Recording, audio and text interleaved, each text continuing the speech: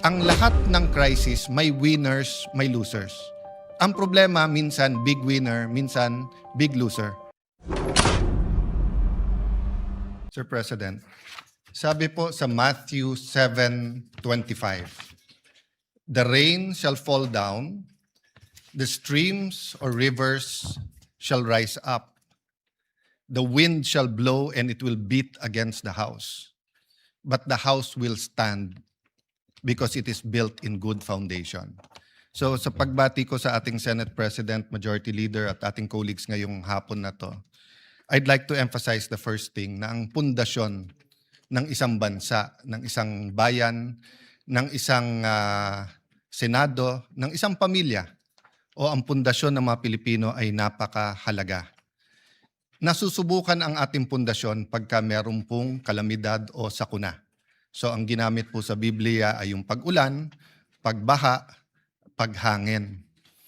We are not a stranger to crisis, whether it's the oil shock of the 70s, whether it's Japanese time, Spanish time, the American Commonwealth, or let's talk about recent history, at least for those of us who were born or were already in government at that time. If you remember, Mr. President, in 1997, nung tumama yung Asian crisis, marami sa atin mga bangko at real estate companies ay may mga practices na magaganda at kumikita, pero nung tumama po itong crisis na to, talagang akala natin hindi na makakabangon. But most, if not all, almost all of them, especially our banks, learned from that experience. That's why isa sa pinakamatitibay ang ating banking industry. We have some of the best banks. No, it's smaller in size compared to, of course, neighbor natin ang China, Japan, India. No, of course, the Western countries. Real estate, ganun din po. After the 97 crisis, natuto, di ba? Ang Hong Kong po tinamaan ng SARS. So nung tinamaan ng SARS, nung dumating yung COVID, hindi lang sila mas maraming laboratories, pero mas madali nilang na pinairal ang kanilang mga contingency plans. Ang Thailand naman ay isa sa pinakamasama ang tama nung bago po ang AIDS pandemic. So, aside from beefing up their research, their hospitals, their information drive, nung tumama din ang pandemic, mas handa din ang Thailand. Unfortunately, for example, for our tourism industry, during the pandemic, I think was Bayanihan 2, no? We tried to put money for infrastructure kasi ang Vietnam pala, ang Thailand, ang Hong Kong, several countries tahimik lang during the pandemic, pero para mabigyan ng trabaho ang kanilang mga constituents at the same time para ihanda pag nag-open na sila, ay slowly pala ay pinuput in place yung infrastructure. So of course, ginagawa ngayon ang subway, nandiyan po yung Bulacan Airport, tuloy-tuloy po ang pagpapaganda ng airport sa Clark. I'm hoping sa kulit po ng ating majority leader, I think 10 years niya nang kinukulit or more, yung Bukidnon, yung mga regional airports. I still remember the time when SP Soto was also mentioning the former grandeur of the Soto Hospital in Cebu. And all of us experienced nung napakaganda in terms of service ang PGH. Pero grabe ang pila at kulang talaga sa equipment. And now if you look at both hospitals, Vicente Soto in Cebu and the PGH, napakaganda.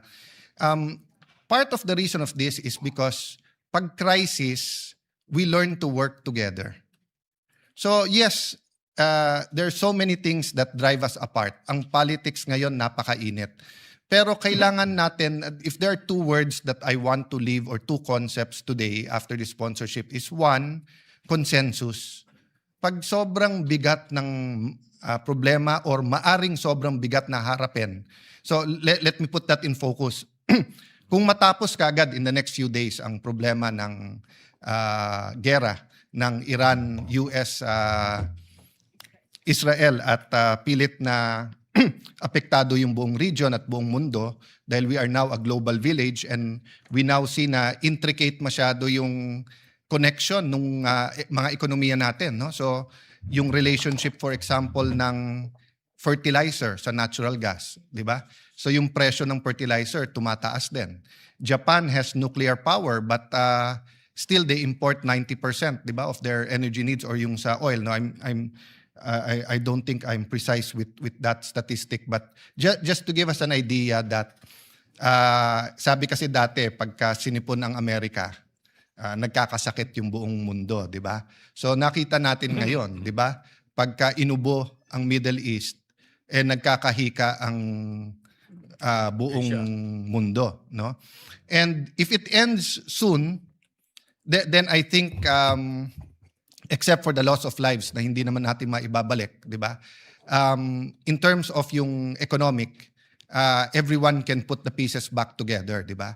Pero pag tumagal to, lalo, Mr. President, if it goes more than 1 month, and if all sides continue to hit critical infrastructure, including oil depots and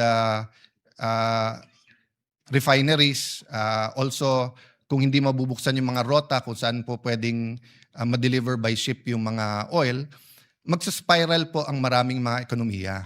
But ito po ang problema. Hindi po madali magtipid sa oil or let's say sa sasakyan, 4-day week, etc. But for example po, no, madaling sabihin sa mga school, huy, magtipid kayo at let's say mag-online na lang tayo. Pero hindi po lahat ng bata may internet eh. Hindi lahat po may tablet, di ba? At iba pa rin yung face-to-face learning. Madaling sabihin sa mga mall, halimbawa, magbawas kayo ng 2 oras. Pero apektado din po ang ekonomiya, apektado din po ang sales, baka may mawalan din ng trabaho doon, di ba? So my point, Mr. President, it's like clockwork. Hindi mo pwedeng sabihin, eto lang ang sira, kaya umaandar pa yung relo. Pag may tinamaan sa makina ng relo, the whole mechanism of telling time gets affected. And that is the spirit of this resolution. To call on the executive, dahil sila naman po ang tinalaga ng ating konstitusyon, to build a consensus with the private sector, with the local governments. To be fair, they are doing that. Nag-announce kagad sila ng mga measures. I think this afternoon yung mga mayors committee ni dating Senador at Secretary Ralph Recto, Executive Secretary, about yung ibibigay na ayuda or subsidy sa ating pong mga jeep at tricycle. But we were discussing in the lounge with Senator Hontiveros. He was saying nga na sa Germany, no? Sinubsidize nila yung mga mass transportation. Para nga hindi lang masigurado na kaya ng mga commuters, lalo pag sila'y manggagawa, senior citizens, estudyante, but also to dissuade people from their private vehicles. No? So yun po ang nakikita kong kulang. It hasn't reached a point na consensus. So I said 2 concepts. One is consensus. The second concept is alignment. I've learned in my Christian life, it's not enough to do good. It's not enough to read the Bible and try to act in accordance with the Bible. You have to continually ask God, where do you want us to be? And then to align. Diba? Kasi if it's good to put up a pharmacy, it's also good to put up a farm.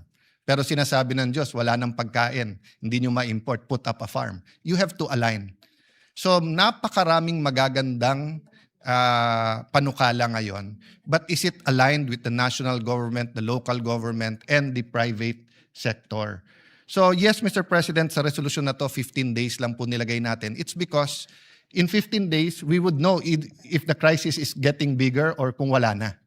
So I don't think there's a problem that we expect the worst or prepare for the worst. Kung hindi, nandyan yung contingency plan. Lastly, Mr. President, let's not miss opportunities. Ang lahat ng crisis, may winners, may losers. Ang problema, minsan big winner, minsan big loser. And ang problema, Mr. President, usually ang loser is yung mahirap. So mahirap na tao, mahirap na municipality, maliliit na businesses. Usually yun ang talo kasi medyo talikamay nila eh. Pero dun po sa mas malalim ang bulsa, nakikita nila yung opportunities, eh, 'di ba? So, for example, kung lahat ng pera mo nasa stock market bumagsak, wala ka ng choice kung hindi hintayin na lang or i-withdraw or ibenta mo, lugi ka na. Pero yung sobrang lalim ng bulsa, eh pagbaksak, time to buy. And then gaganda na naman. So, there are things that will divide us. For example, nuclear power. Some of us believe in it, some don't. But for example, electric vehicles, no? Parating sinasabi electric vehicles kasi gas-led din naman yung mga power plants natin. But that's not always true, no? So the point, Mr. President, is this is to prepare us not only for the challenges, but also for the opportunities. And although there has been Supreme Court decision saying na hindi pwede yung executive legislative, meaning may gagawin yung executive na actual body and then may member ang executive. But I think if it's consensus building, kung sino man yung mga chairman natin na critical sa nangyayari, makakatulong na magsama-sama. And lastly, Mr. President, as I close and as I pray that God will show us the opportunity, show us the challenges, strengthen us, help us to have a little bit, kung hindi man total, a little bit of political ceasefire at mag-focus muna sa maaring malalaking problema. May I ask that as a gesture with your permission that all members become authors of this resolution?